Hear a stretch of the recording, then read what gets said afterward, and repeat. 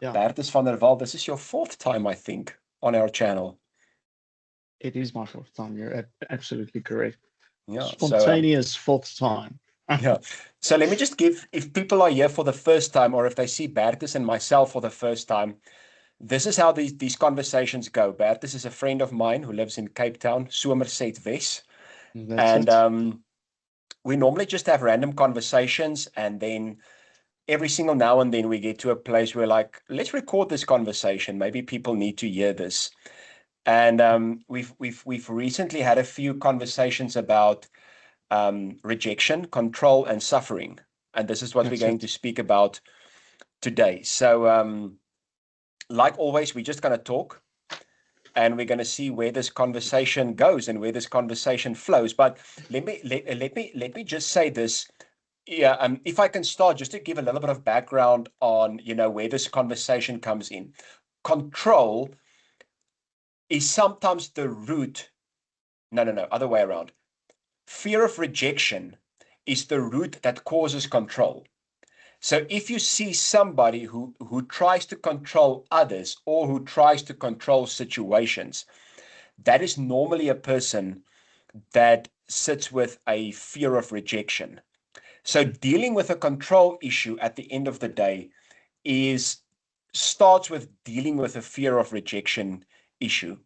So Bertus, what can you tell us about this whole idea of control, rejection, and how does this lead to suffering, and what kind of suffering does it lead to in our lives?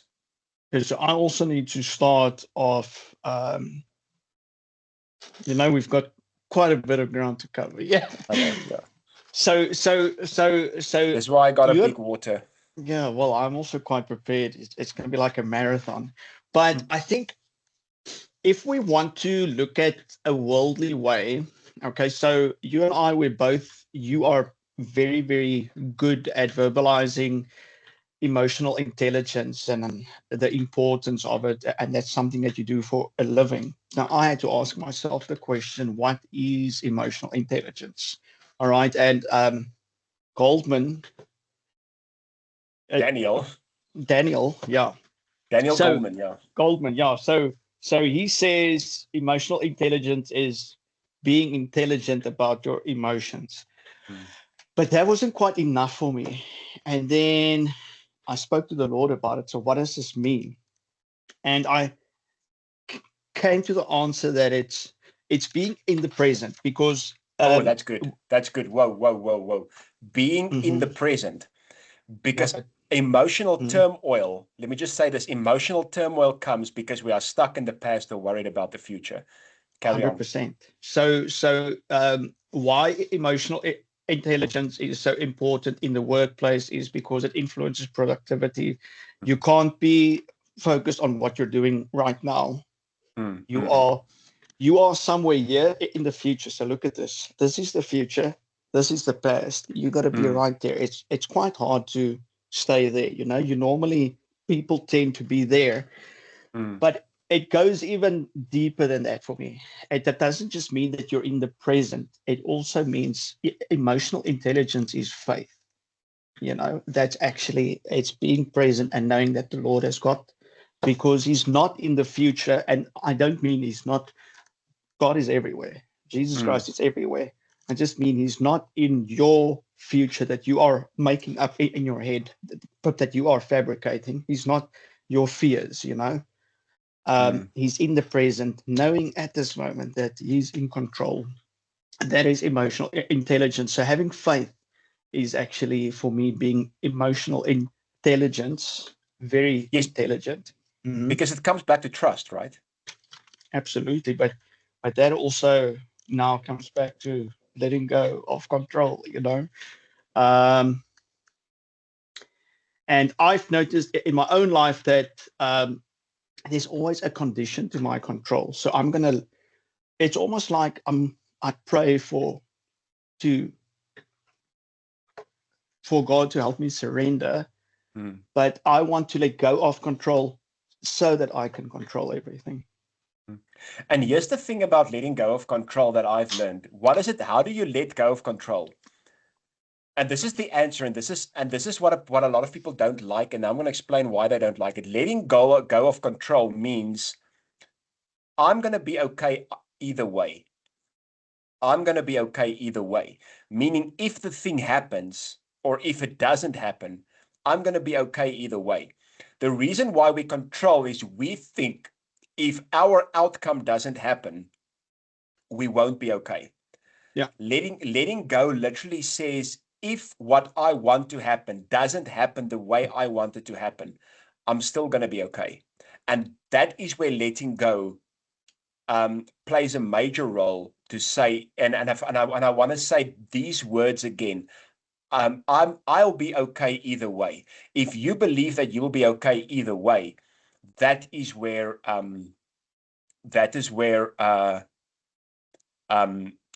trust really comes in, because I trust God's outcome is best for me. Yeah, and that's also being. I have a friend who Thank God. feels like she's an expert at being vulnerable, and we have spoken. Listen. She's brilliant, and she says, that she doesn't mind being vulnerable. She gives people the opportunity, but if they don't choose her, she's not going to connect. Then it doesn't mean like she's going to, my life and all my darkest secrets straight away, but it's also a connection that you want to make with someone, and being okay with either outcome, being okay either way. You can handle. You are letting people choose you also, and not just people choose you. Mm-hmm. I think, sorry, I'm interrupting so much. I think you have to choose yourself. And here's the thing is, if you choose yourself, you don't need other people to choose you that much. Have you realized when you can get to a place where you say, but I'm actually okay with me, I'm actually okay with myself, then you don't need I'm going to go into something now that's way too premature, because I'm writing a new book called Let Me Introduce You to Yourself. And Let Me Introduce You to Yourself is about, when you spend time with God, you have to allow him to introduce you to the person that he created you to be. Right? Exactly. Yes. So this is what Let Me Introduce You to Yourself is all about. And the funny thing is, the first chapter is called The Curse of Affirmation. The curse of affirmation. Wanting affirmation and doing things for affirmation is a curse. And this is why we control. We control because I need you to make me feel better about me. But what if I'm okay with me because I know God's okay with me, and whether you're okay with me or not is okay because I'm good either way. Yeah. Look, I do also believe. Look, rejection can be very sad, and I don't think that being It sad depends is who a bad rejects you, thing. though. Hey, yeah. Well, yes. But I think being fearful or mad is bad. That rhymed, not on purpose, but being fear and mad is not a good thing. Fear and mad is bad. Sad is a good thing. It's a good emotion, and I don't think rejection is necessarily a bad thing.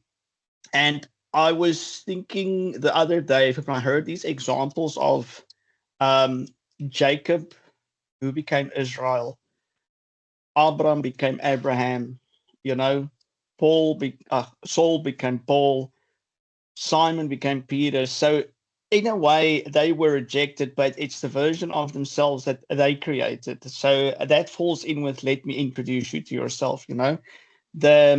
Your identity in Christ, and you have to find that from him. It has to be through him. If you take Christ out of anything, it doesn't work, and that's in other religions. If you want to go into that, but if you take Christ out of anything, even your identity, your love life, in the way that you live, there's going to be a massive part missing. So let's just quickly speak about rejection.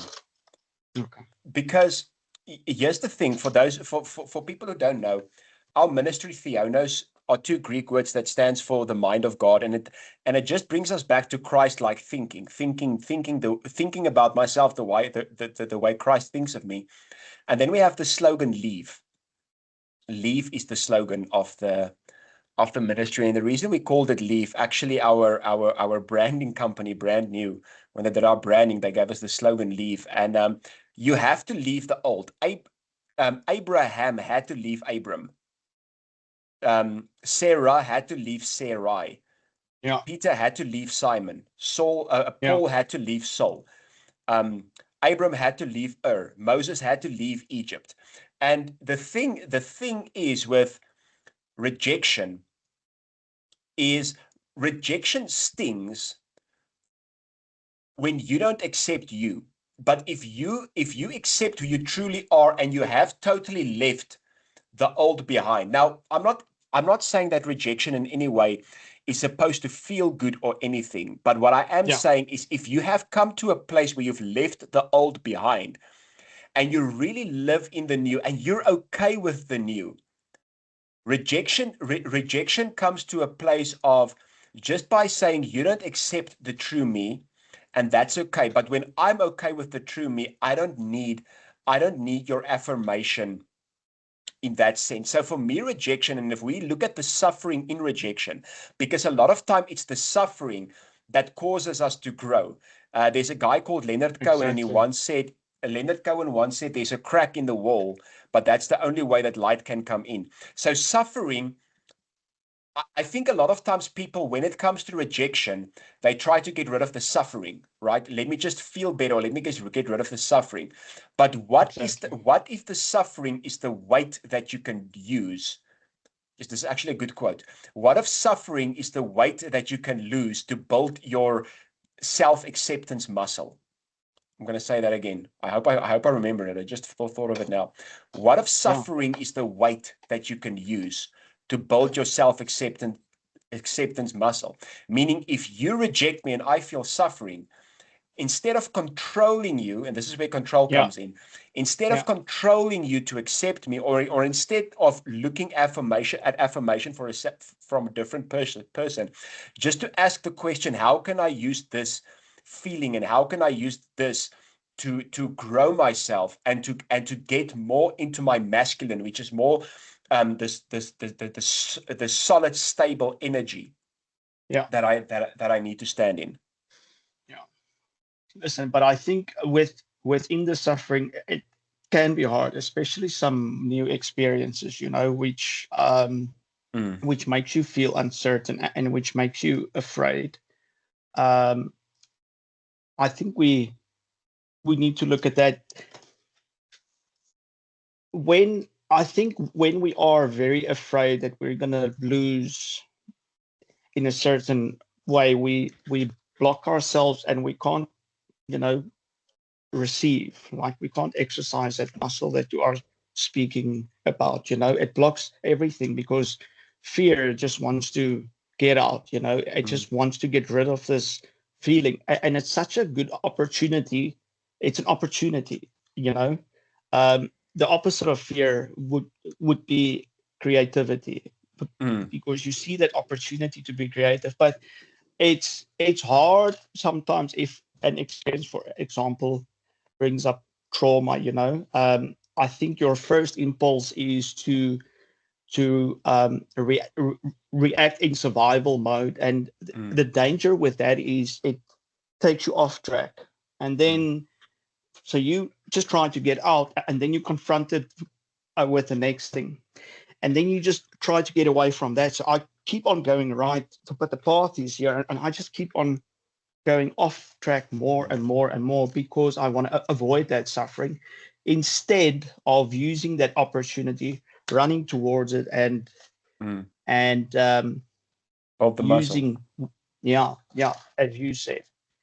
So I think you need to get empty. You need to get empty first, empty of the fear, empty of that, so that something else can come in. Yeah, it's actually a very interesting concept, because if you look at the life of Job, and this is how we can apply this story in our lives today. Job first had to get rid of everything, or let me rather say, God first had to take everything away before full restoration could happen. Yeah. And I think this connects very well with the leave as well, to say, but if I'm rejected, and rejection, not necessarily just from people, friends, romantic partners, or whatever, but business, society, sport, in any area where you feel Even from rejected. yourself. Yeah. Yeah, from yourself. The thing is, like, I have to let go of this before restoration can happen. I remember, Exactly. because if you Empty look out. at, yeah, here's a very interesting thing. Oh, now I'm gonna go now I'm gonna go into a culture shock. We must be very careful who watches this message, because we might both get emails on this one. But Okay. this whole idea of a guy needs to chase a woman. Now, there's a difference between chasing and pursuing. There's a difference between chasing and initiating. I'm not against pursuing. I'm not against initiating. But the chase is kind of like the game. So I remember there was this one interview that they had, and this woman said something to the guy about a man has to chase a woman. And then the guy said, I don't chase, I replace. I don't want anything that doesn't want me. If you don't want me, I'll buy you a plane ticket. I'll buy you the plane ticket. I'll send you a wedding gift. Blessings on your way. But I ain't chasing anything that doesn't want me. And again, I'm saying there's a difference between pursuing and chasing. So if you look at the book of Ruth, there's a woman called Naomi that said to Ruth, get close to Boaz and glean close to him so that he may notice you.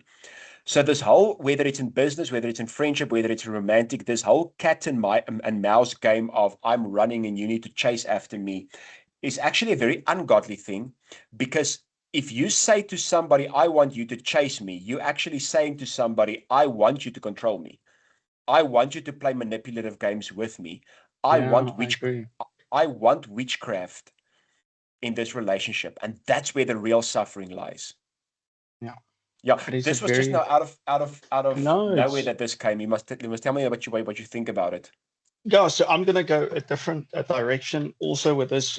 Look, control to me, I've seen it in so many areas of my life. Look, since the Lord has revealed it to me, how we are trying to control everything, and even you want to let go of control so that you can control. So your control is very That's good. conditional.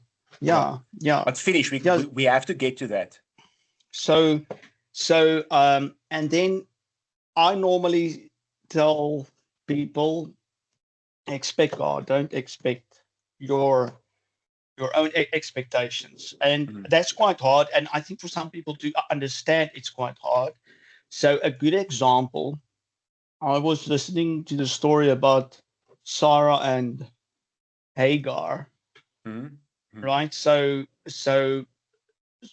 Sarah couldn't conceive, and then they asked Hagar, if she could step in.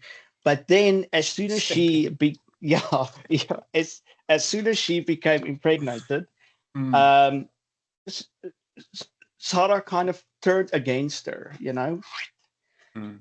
So Hagar fled, and she went to God because she's been rejected and she's suffering. Mm. And and amazing thing happened is, like, the Lord did not pick her up and take her out of that situation. He sent her back. It's like, Mm. you gotta go back, and that's how the Lord works. It's not like He's magically gonna take it away. And when I think about that story, because Ishmael, who then became the father of the Arab nation, is quite beautiful to me. How the Lord blessed that child. And I know that he said something in the lines that he's going to be very wild. But in that time, it meant that he's going to be very free. And she was a slave woman. And to receive a blessing like that, it was like a dream come true. And I don't think, yeah, we have very, very worldly, restricted expectations Mm. when things go hard and when things go tough. And we try to manipulate the world so that we can understand it better, not necessarily, and so that it can hurt less. And Mm. I speak from experience there, that you try to control things just so that you can buy sometimes, in some cases, um, to help you to cope with something, or just so that you can escape a feeling, instead of letting God control, because it comes down to the fact that you are telling God, I don't believe that you're going to do what you said you would do. That pretty much comes down to that I don't have faith, and I can't be present. I don't have that emotional capacity to believe in you, and I'm going to have to interfere with your work here. I normally think of a little, I don't know if these things even exist, like a little, a tank with ants in it, little ants, and you control like this ant town. And a little ant looks up at you and he says, Albert, what the hell, man? Just build my house. And I would just go and squash you down. We want to interfere with God, and we want to tell him what he should be doing, but he's got such a big picture in mind. And at the end of the day, it's not about us at all. And he can do absolutely what he wants, and his will is only good. Yeah.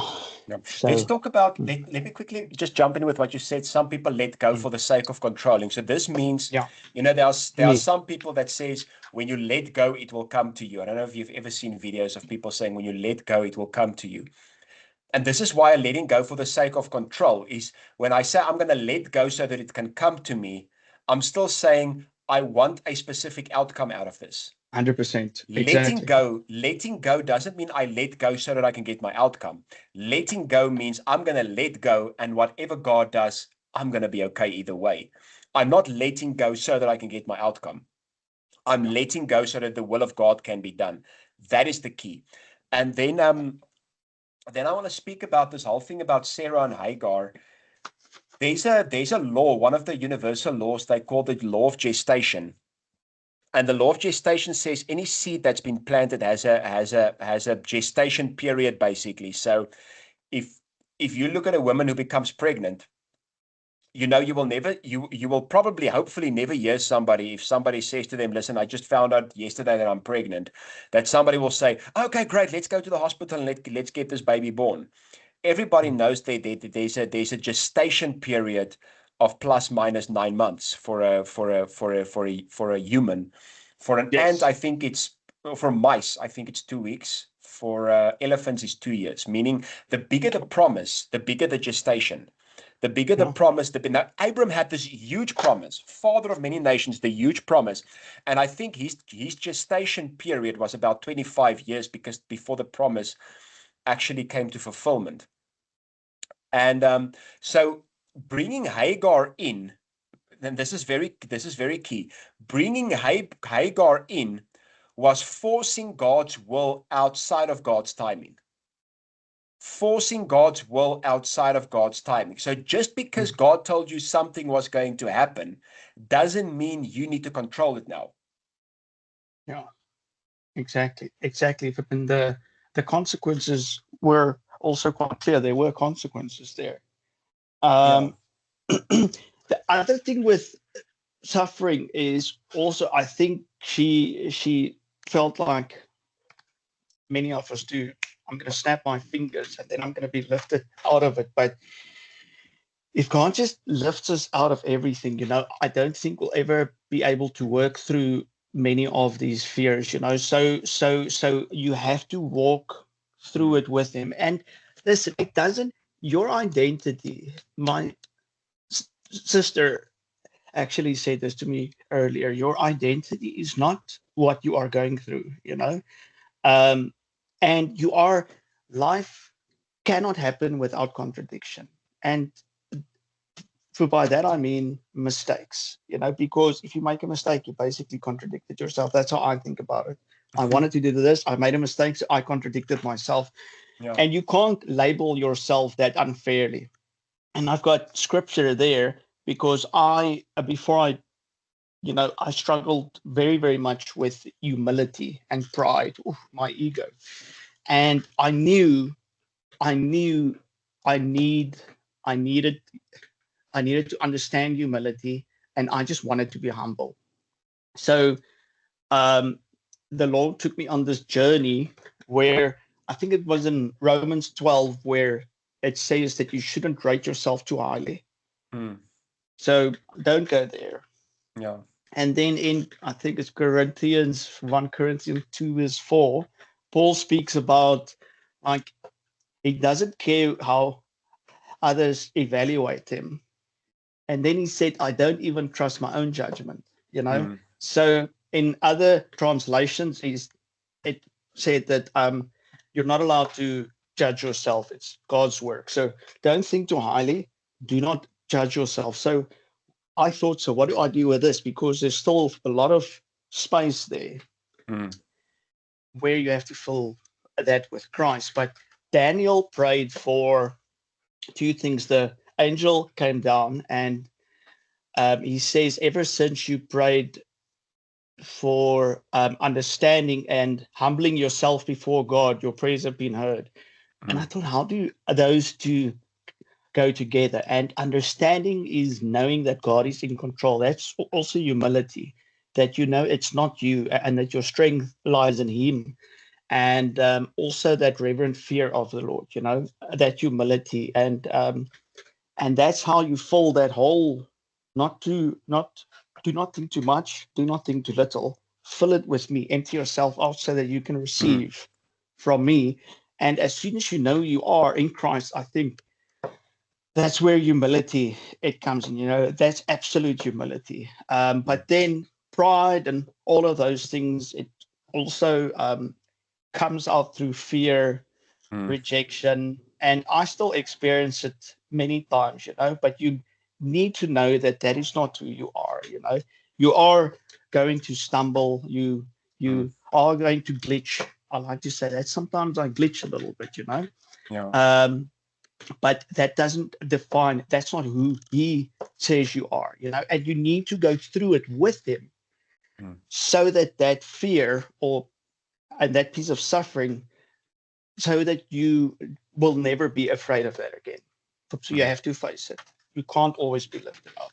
Yeah, so I love what you say about being, this whole idea of just wanting to be lifted out, because I think a lot of times we think when something bad happens, when there's pressure, when there's delay, it's Satan, it's demonic, there's a blockage. But my question is, what if it's actually God? What if some of the sufferings we go through, and I'm not speaking about sin and death and sickness, Jesus dealt with that on the cross.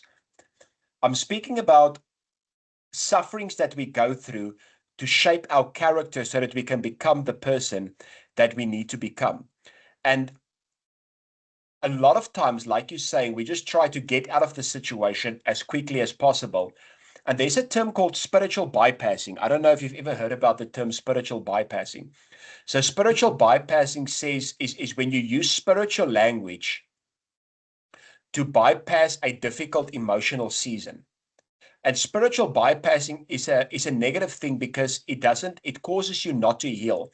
So a lot of times we just put these spiritual phrases or spiritual cliches on a difficult situation, which is actually causing us to bypass, not to heal, to bypass, not to heal, where God is actually maybe saying, I'm saying maybe, I'm not saying always, because a lot of times you're in a suffering situation because you placed yourself there. I'm not speaking about that. I'm saying, but what if you just pray a different prayer in your suffering situation? And this is a very difficult prayer. Actually want to hear what you think about this. What if you pray in your suffering situation and say, God, keep me in here until you have done in me what you need to do in me, so that I can become who you need me to become, instead of just trying to get out of it. Well, that is faith, and that is being present, and that is everything that we're Present. speaking. You know, Yeah. that is being right there. So that's it. You know, that is trusting, and that is emotional intelligence. That's being right there, not there, Mm. not there, and just knowing that he's going to sort it out. You know, you're not too focused, too far ahead.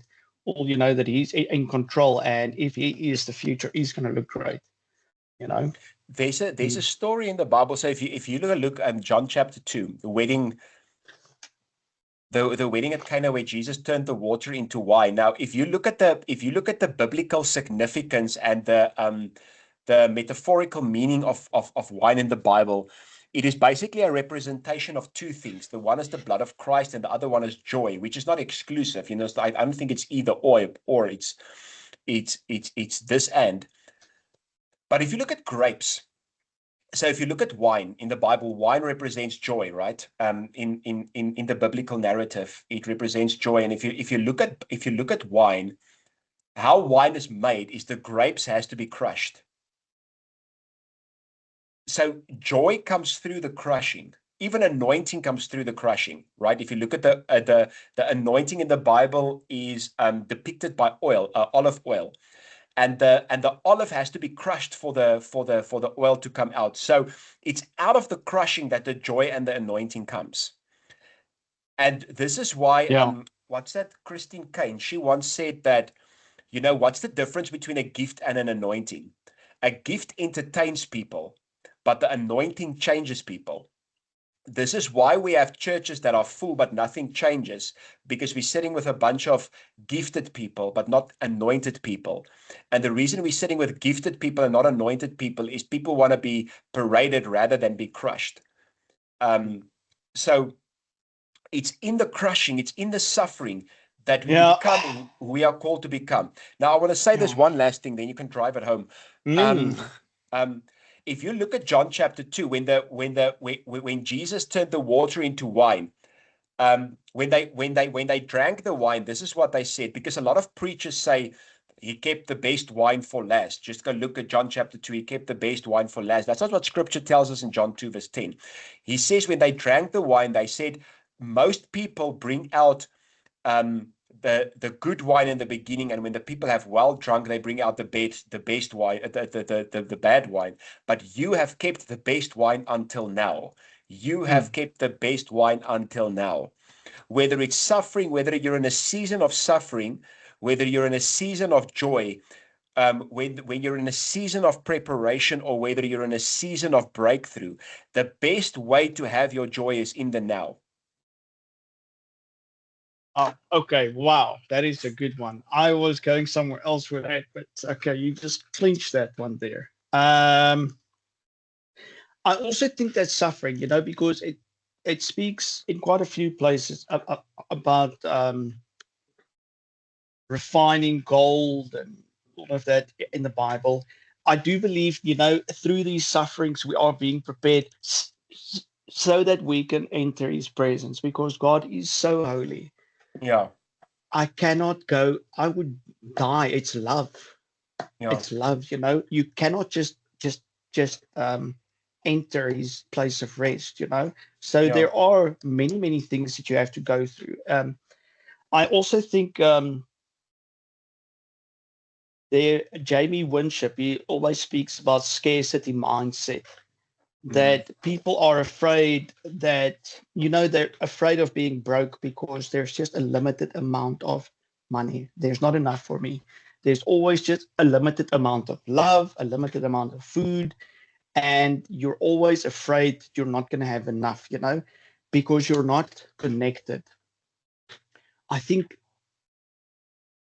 that's what God wants, He wants us to first of all, connect to him, connect to ourselves, and connect to one another. There should be a connection mindset, not a scarcity that I'm on my own. There's not enough for me and I'm going to be left out. This person is against me. Everybody wants what I have. And I'm going to get rejected or I'm going to suffer, So that I just wanted to add on to what you were saying. Yeah. And if you look at Peter, when his boat got filled, the Bible says they called out for other boats. Meaning, can you be like at a place where you're like, I'm not in competition with anybody. I'm actually at a place where I'm so overflowing so that I can send business to other people because I cannot handle everything myself. That's what the Bible says. When the 5 loaves and the 2 fish were multiplied, they said that they had 12 baskets left over, right? So I'm not competing against other public speakers. I'm actually trusting God for so many public speaking opportunities that I can call other public speakers in and say, listen, you guys need to come help out. Because that's where you really become a blessing. But if you still sit with envy and jealousy and control and competition, then you can be one of the richest people in the world and still suffer if your character is not sorted out. Yeah. I have so much I wanted to add to that right now. Go for it. I don't even know where to start. Um,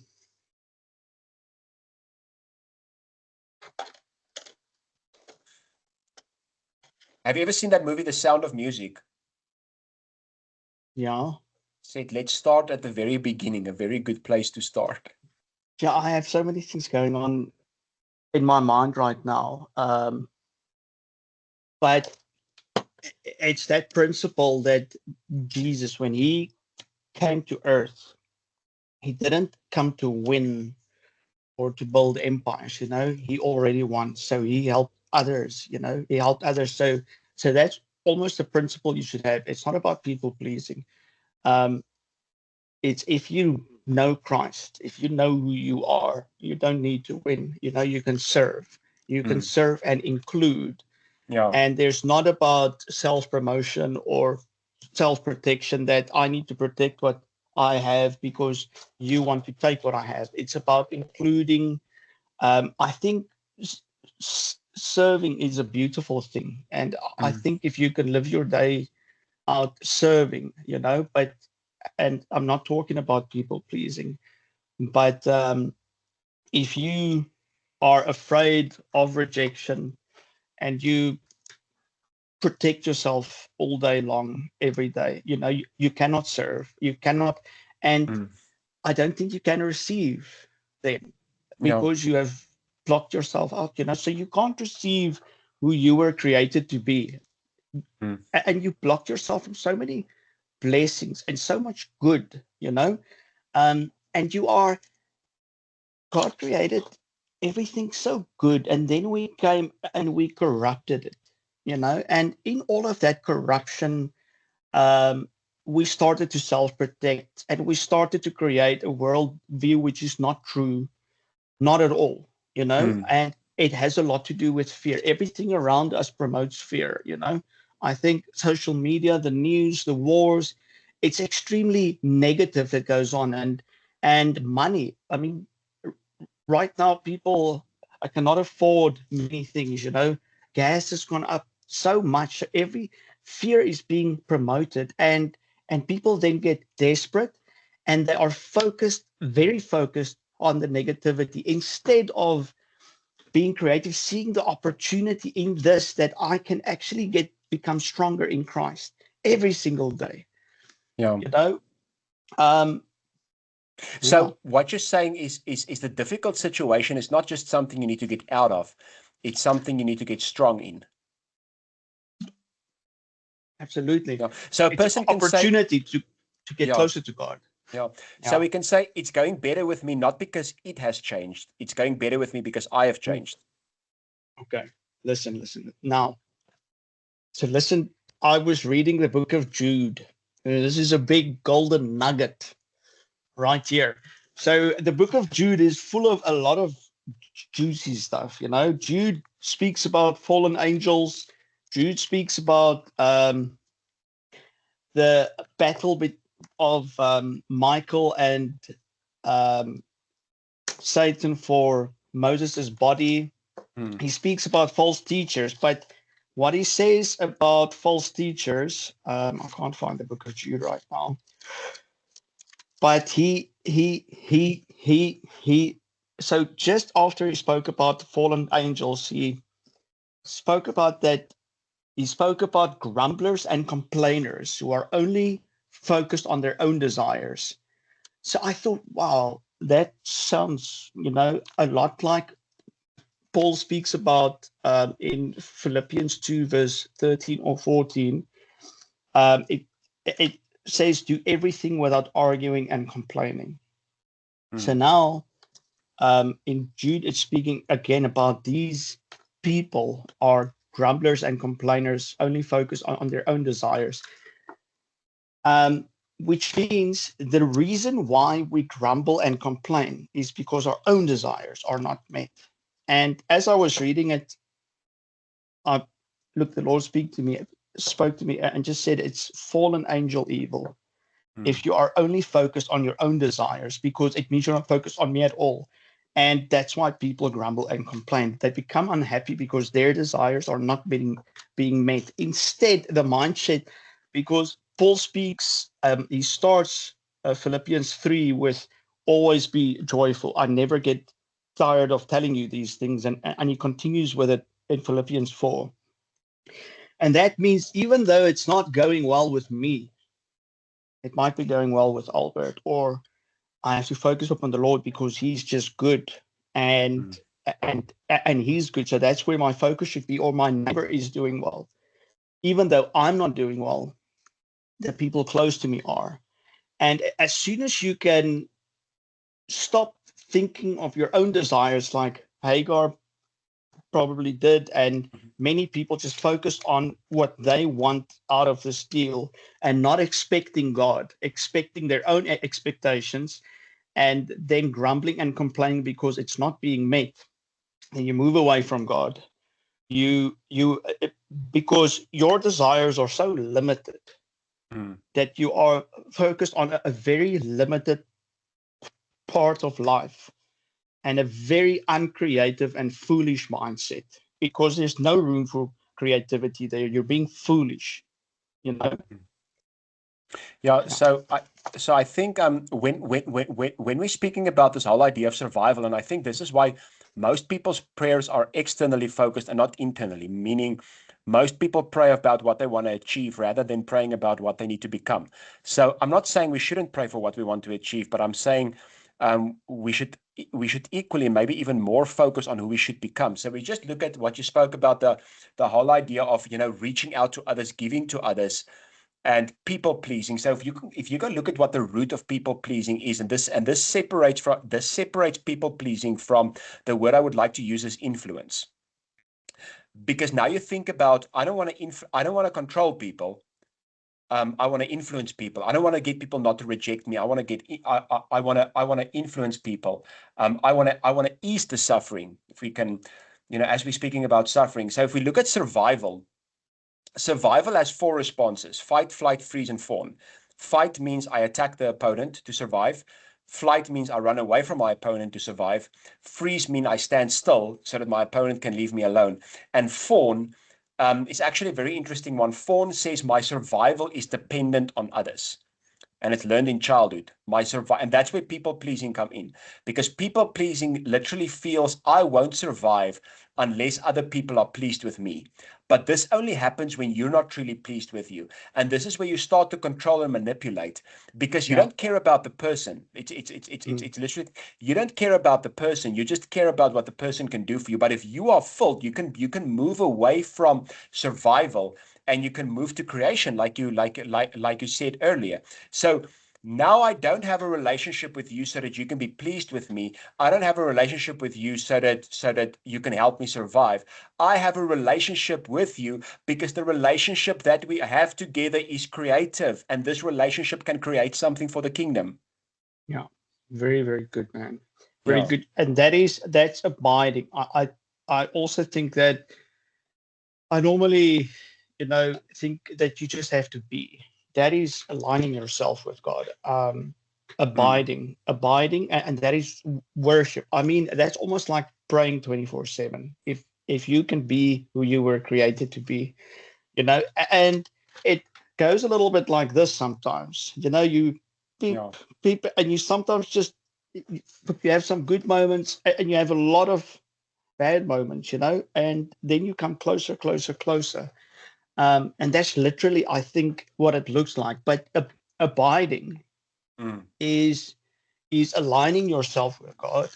Faith, not being there, and that is a very high EQ, because it means that you are doing what you were created to do, being who you were created to be, and there's a lot of peace in that, you know, because you're not doing things out of fear of rejection or trying to control so that you can have specific outcomes, or because earlier you mentioned also being okay either way. But if you're controlling, you're not okay.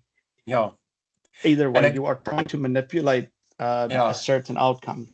And you will see a controlling person is never okay. There's a story, but before I give the story, I want to give a scripture. Galatians 5:22 speaks about the fruit of the Spirit. Okay, love, joy, peace, kindness, goodness, gentleness, faithfulness, long-suffering, self-control.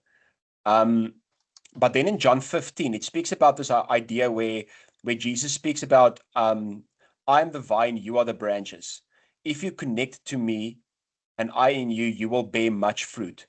So meaning he's saying your internal peace, your internal joy, for you to be okay, you need to abide in me. And it's in the abiding that the joy and the fruit and the things come in, And I think the whole idea of everything that we go through, every single suffering, every single rejection, every single situation that we need to that we feel like we need to control, shows us there's an abiding issue. The reason I want to control is because I'm not abiding. The reason I feel rejected is because I'm not abiding.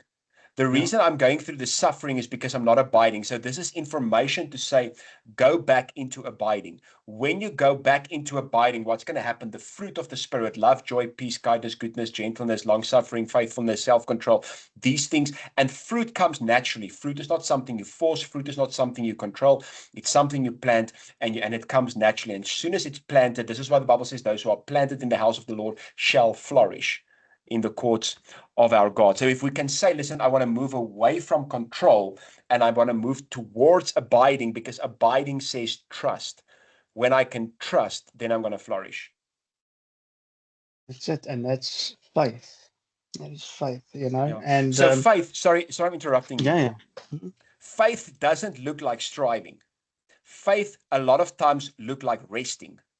Oh, absolutely. And by resting, I don't mean don't do anything. By resting, I mean whatever you do it with rest and peace on the inside. Yeah, that's it. That's it. Yeah, that's a very good one. Resting, yeah, you might have missed a couple of people there. Resting once I'm waiting. I'm not going to interfere. Yeah. That's not what it looks like, Yeah. And I do think we interfere a lot with God's plans because of our own desires. We interfere, and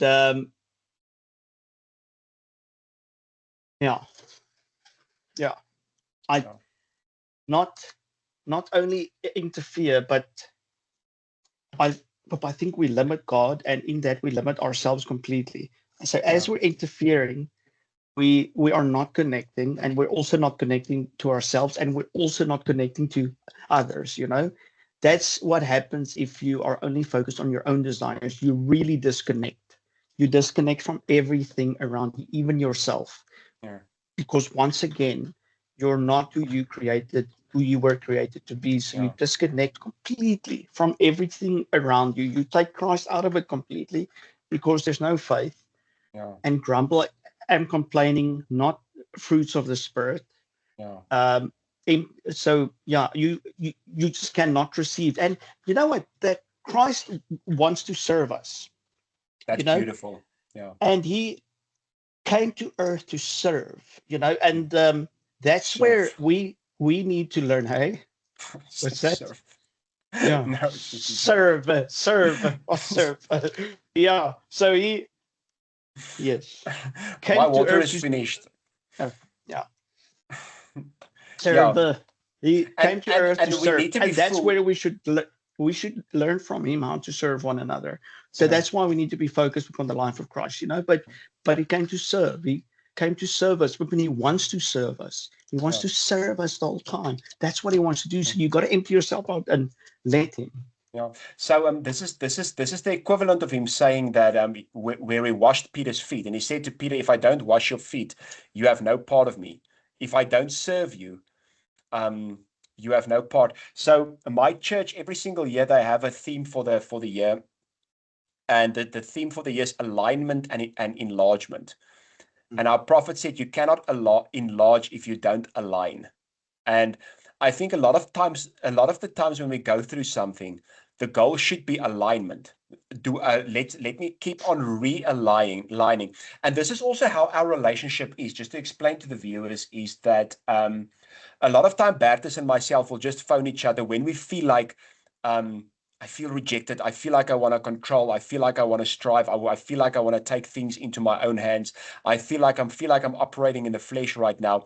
A lot of times we will keep each other accountable. So it's actually so important to have somebody like you and I have each other and other people, to just say, listen, can we quickly talk? Can we quickly call? I just feel like I'm not in alignment at the moment because of control, because of suffering, because of rejection, whatever. I feel like I'm not really aligned. Can we just quickly talk so that we can align? That's it. That's it. And I also believe it's important. I have a friend, and our views are completely different, but also to get input from definitely a person with a completely different view is always, I think it's very, very healthy, and it covers a lot of blind spots as well sometimes. Yeah, I'm not saying that just go and look out for people who think differently, but yeah, be open to that, be approachable, and be open to receive. Yeah, and I think we're blocking a lot of this is what I can say. If you look at my hands like this, I cannot receive as long as my hands are like this, and this is what control looks like. I can only receive when my hands are like this, and this is what trust looks like, right? Exactly. So if you take sand, for instance, you ever been to the beach and you pick up the sand? When you take the sand and you squeeze it, it falls out of your hand. You lose everything that you want to control. But if you pick it up and you just hold it, it stays. And I think a lot of times we're losing, because even in God's will, I think even sometimes we lose God's will because we try to control even God's will. And the Lord once said something to me. He said, whatever you create by the flesh has to be sustained by your flesh. And control is flesh, right? So whatever you get by control, you have to keep by control. But he said to me, very deep, profound. He said to me, but whatever is built by my spirit will be sustained by my spirit. Sure. And this is why I'm saying everything in my life that comes from God will bring peace, because it will be sustained by God. It doesn't have to be sustained by my flesh. It doesn't have to be sustained by me controlling it. It doesn't have to be sustained by me manipulating it. I can just hold what God has for me. And that is real faith, holding what God has for you. I don't need to control it. I don't need to manipulate it. I don't need to strive. I can literally just abide, align, obey. You should have started the session with that. In the start of the session, you said, welcome to today's training. I just wanted to correct you there, but you should have started the training with that one, I don't know if I said that. I probably made a joke that nobody laughed about. Yeah. Anyway. Well, thank you. That was fantastic. That was absolutely fantastic, So that's pretty much it, and there's so much to it. Bertus, I really want to say thank you for your friendship. Same, man. You really mean so much to me. I love you. I respect you. Yes, you're really somebody who's there for me. And I really need you in my life. Thank you so much. Thank you for coming on my channel every single time I'm asking. Thank you for having these beautiful talks. It's always unprepared, but it's flowing, so it's good. Very much so. Very, very much so. But as you said, good connection with you, and words aren't enough, my friend. So thank you very much for you. I appreciate you very much too. Yeah. Cool. Thank you so much. We'll do this soon again. Love you. May God bless you. May we align and may we stop controlling. Good. Absolutely. Have a good one. Bless you, man. Bye-bye.